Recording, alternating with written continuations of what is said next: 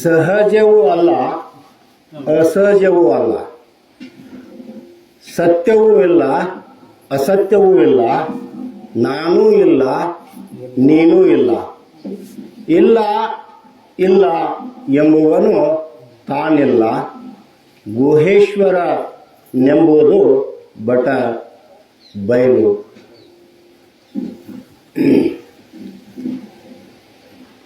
ಸುಕ್ಷೇತ್ರ ಎನಿಸಿಕೊಂಡಂಥ ಈ ಕುಂಡಿಯ ಗ್ರಾಮದ ರಾಮಲಿಂಗರ ಕರ್ತೃಗದ್ದಿಗೆಗೆ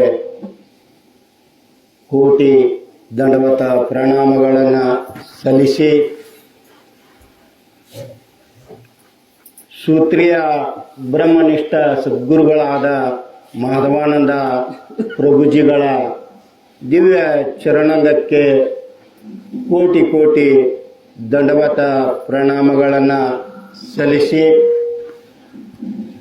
ಹಾಗೆ ಪೂಜ್ಯರೆನಿಸಿಕೊಂಡಂಥ ಅಶೋಕ್ ಮಹಾರಾಜರ ಮೊದಲುಗೊಂಡು, ಹಾಗೆ ಹನುಮಂತ ಶಾಸ್ತ್ರಿ ಅವರು, ಸಿದ್ಧಾರ್ಥ ನಾಯ್ಕರು, ಹಾಗೆ ಲಕ್ಕಗೌಡರು, ಹಾಗೆ ನಮ್ಮ ಗುರುಗಳಾದಂಥ ಭೀಮಣ್ಣ ಶಾಸ್ತ್ರಿಯವರು, ಅವ್ರಿಗೂ ಕೂಡ ನನ್ನ ಅನೇಕ ಅನೇಕ ವಂದನೆಗಳು. ಹಾಗೆ ಶಿವಶರಣರು, ಶರಣೆಯರಿಗೂ ಕೂಡ ಅನೇಕ ಅನೇಕ ವಂದನೆಗಳು. ಎಸೆಯುವ ಜಾಗರಣ ವಾವವು ಅಂತ ಶ್ರೀಮನ್ ನಿಜಗುಣ ಶಿವಗಳು ಪ್ರಶ್ನೆ ಮಾಡಿದರು.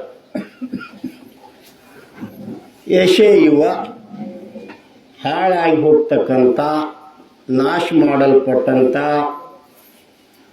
ಸುಮ್ಕ ತೆಗೆದು ಒಯ್ಯದು. ಎಸೆಯುವ ಜಾಗರಣವಾಗುವುದು. ಈ ಜಾಗ್ರಾವಸ್ಥೆಯೊಳಗಿದ್ರೂ ಕೂಡ, ಮನುಷ್ಯನ ಜನ್ಮವನ್ನು ಎತ್ತಿ ಬಂದಿದ್ರು ಕೂಡ,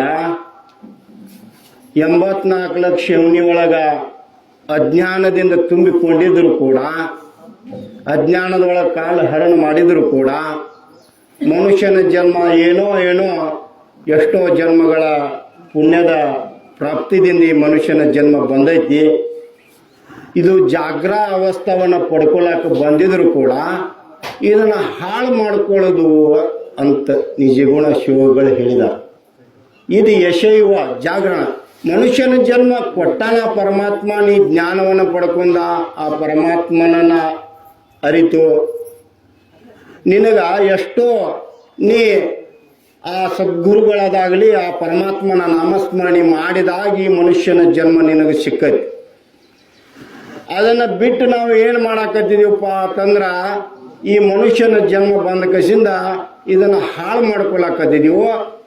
ಅದಕ್ಕೆ ನಿಜಗುಣ ಶಿವಗಳು ಏನು ಹೇಳ್ತಾರ, ಸದ್ವಿವೇಕವನ್ನು ಪಡ್ಕೋದ್ರ ಸಲುವಾಗಿ ಈ ಮನುಷ್ಯನ ಜನ್ಮ ಬಂದೈತಪ್ಪ.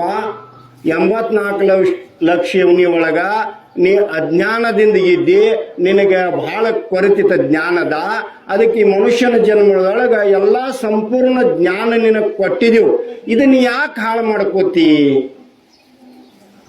ಹಾಳು ಮಾಡ್ಕೊಳಕ್ ಯಾನ ನಂಬಿ ನೀ ಹಾಳು ಮಾಡ್ಕೊಳಕತ್ತಿದಿ?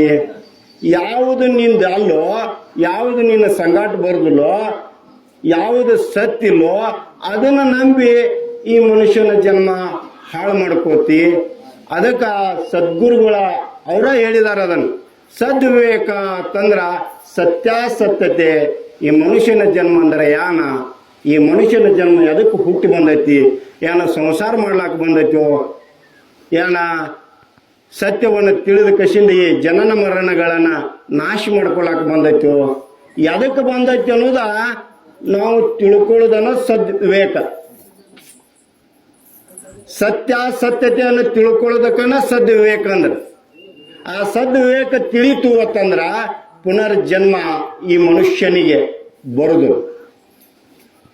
ಈ ಸತ್ಯಾಸತ್ಯತೆಯನ್ನು ತಿಳ್ಕೋದ್ರ ಸಲುವಾಗಿ ಮನುಷ್ಯನ ಜನ್ಮ ಒಂದ ಜನ್ಮ ಅಲ್ಲ. ಈಗ ನಾವು ಸುಕರ್ಮ ವೃತ್ತಿಗಳನ್ನು ನಾವು ಮಾಡಿದೀವಿ ಅಂದ್ರ ಪುನರ್ ಮತ್ತೆ ಮನುಷ್ಯನ ಜನ್ಮ ಬರ್ತೈತಿ. ಅಲ್ಲಿ ಸುಕರ್ಮಗಳ ಮಾಡಿದೀವಿ ಅಂದ್ರೆ ಮತ್ತೆ ಮನುಷ್ಯನ ಜನ್ಮ ಬರ್ತೈತಿ. ಹಿಂಗ ಈ ಮೋಕ್ಷ ಪದವಿಯನ್ನು ಪಡ್ಕೋಬೇಕಾದ್ರ ಒಂದ ಜನ್ಮದೊಳಗ ಮೋಕ್ಷ ಪದವಿ ಸಿಗಂಗಿಲ್ಲ. ಏಪ್ಪ ನೀವೊಂದು ಬ್ಯಾರೆ ಹೇಳಕತ್ತಿದಿಲ್ಲ, ನಮಗ ಮನುಷ್ಯನ ಜನ್ಮ ಒಂದೈತಿ, ಇನ್ನು ತಿರುಗಿ ಬರುದಿಲ್ಲ, ಇದ ಲಾಸ್ಟ್ ಜನ್ಮ ಅಂತ ಅನ್ಬೋದು. ತುಕಾರಾಮ್ ಮಹಾರಾಜರ 4,36,00,000 ಅಭಂಗಗಳನ್ನು ಬರೆದ್ರ ಅದು ಪೂರ್ಣ ಆಗಲಿಲ್ಲ. ಮತ್ತೊಂದು ಜನ್ಮವನ್ನು ಎತ್ತಿ ಬಂದು ಅದನ್ನು ಪೂರ್ಣ ಮಾಡಿ ಹೋಗಿದ್ದಾರೆ ಅಂತ ಅಶೋಕ್ ಮಹಾರಾಜರು ಹೇಳ್ತಾರೆ. ಖರೆ ಅಲ್ರಿ? ಅದ್ ಈಗ ನಾವು ಸುಕರ್ಮಗಳ ವೃತ್ತಿ ಮಾಡಿದೀವಿ ಅಂದ್ರ ಮುಂದಿನ ಜನ್ಮ ಮನುಷ್ಯನ ಜನ್ಮ ಬರ್ತೈತಿ. ಮಾನ್ಯ ಸಹಜ ಹೇಳಿದಾರ, ಭಗವದ್ಗೀತಾದೊಳಗ 18 ಅಧ್ಯಾಯ ಮಾಡಿದ್ರು ಶ್ರೀಕೃಷ್ಣ ಪರಮಾತ್ಮ.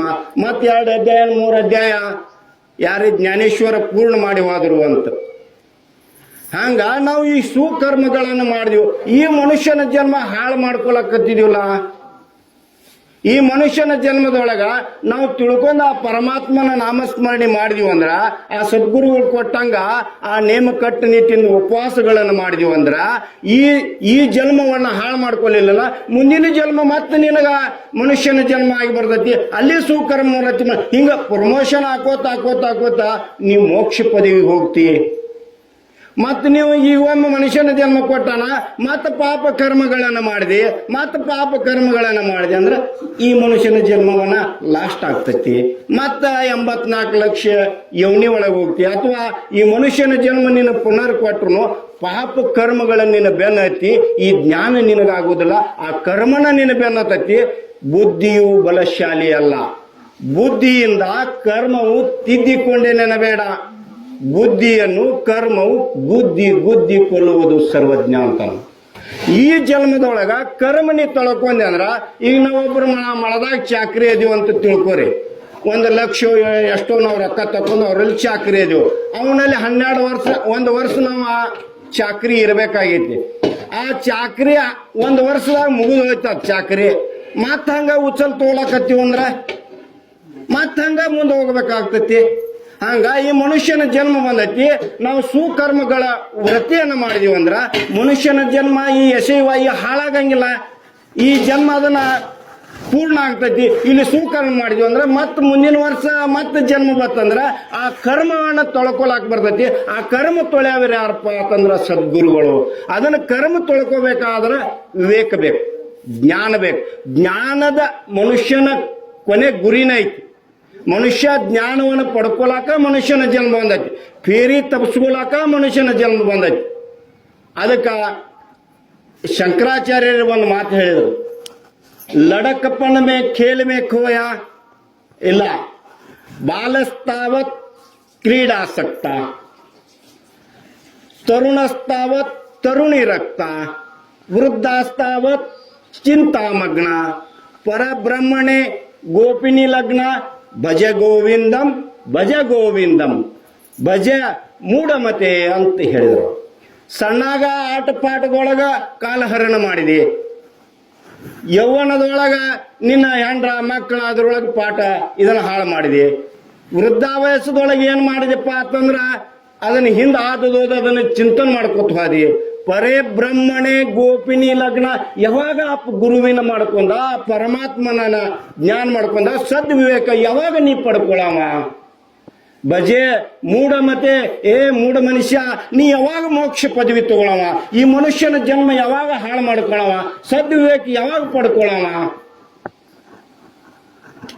ಅದಕ್ಕ ಒಬ್ರು ಹೇಳಿದರು, 4 ಆಶ್ರಮಗಳ ಬರ್ದಾರ. 4 ಆಶ್ರಮದೊಳಗ ಅದಟ್ಟು ಹೇಳಿಕೆಸಿಂದ ನಾ ಮುಗಿಸ್ತೇನೆ. ಬಾಲ್ಯ ಆಶ್ರಮ, ಯೌವನ ಆಶ್ರಮ, ರುದ್ರಾಶ್ರಮ, ಸನ್ಯಾಸಿ ಆಶ್ರಮ. ಈ ಮನುಷ್ಯನಲ್ಲಿ ಸಂಸಾರ ಮಾಡಬೇಡತ್ತಂದು ಯಾರೂ ಹೇಳಿಲ್ಲ.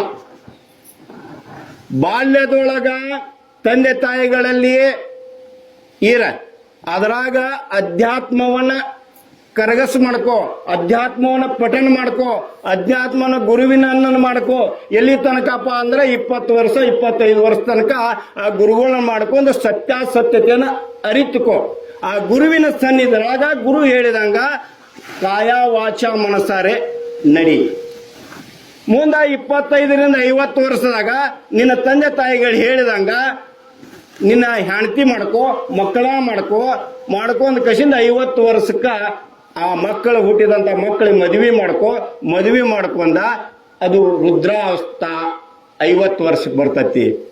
ಮುಂದ ನೀ ಅಲ್ಲೇ ತೊಡಕ ಬೇಡ. ಆ ಮಕ್ಕಳ ಹೆಂಡ್ರ ಮೇಟಿಗೆ ಎತ್ತಿತ್ತಂದ್ರ ಸನ್ಯಾಸಿ ಆಶ್ರಮ ಅಂದ್ರ ಮನಿ ಒಳಗೆ ಇದ್ದು ಇಲ್ಲದಂಗ ಆ ಪರಮಾತ್ಮನ ನಾಮಸ್ಮರಣೆ ಮಾಡ್ಕೋತ ಮೋಕ್ಷ ಪಡಿ ಅನ್ನೋದ್ರ ಸಲುವಾಗಿ ಈ ಮನುಷ್ಯನ ಜನ್ಮ ಬಂದೈತಿ. ನಾವು ಏನ್ ಮಾಡಾಕತ್ತಿದೀವಪ್ಪ ಅಂತಂದ್ರ ಬಾಲಸ್ತಾವತ್ ಕ್ರೀಡಾಸಕ್ತ. ಬಾಲ್ಯದಾಗ ಆಟ ಪಾಠದೊಳಗೆ ಕಳೆದೀವು, ಯೌವನದೊಳಗ ಹೆಂಡ್ರ ಮಕ್ಕಳದೊಳಗೆ ಕಲಿತೀವಿ, ವೃದ್ಧಾಸ್ತಾವತ್ ಇನ್ನೇನು ನನಗೆ ನೀಗ್ತೈತಿ, ಕಾಲು ನುಸ್ತಾವು, ಕೈ ನುಸ್ತಾವು, ಆಗಾತು ಆಗವಾಡಿ ಜಿಗಿನಿ ಇಲ್ಲಿ ಹೊಲ ಮಾಡಿ ಇದರಾಗಣ ಆಟ ಪಾಠಗಳು ಬರೇ ಬ್ರಹ್ಮಣೆ ಗೋಪಿನಿ ಲಗ್ನ ಎಂದ ಪರಮಾತ್ಮನ ನಾಮಸ್ಮರಣೆ ಮಾಡಪ್ಪ ನೀನು ಎಂದ ನೆನೆಸು. ಇಂಥ ಜನ್ಮಗಳನ್ನ ಎಷ್ಟೋ ಕಳೆದಿದಿ, ಮನುಷ್ಯನ ಜನ್ಮನೂ ಕಳೆದಿದಿ. ಯಶೈವ ಜಾಗರಣ ಯಾವುದಪ್ಪ ಅಂತಂದ್ರೆ ಅಜ್ಞಾನದಿಂದ ಈ ಸಂಸಾರವನ್ನು ಯಾನ ನಂಬಿ ನಡೆಯಕತ್ತಿದಿ. ನಿನ್ನ ಜೀವನ ಹಾಳು ಮಾಡ್ತೈತಿ.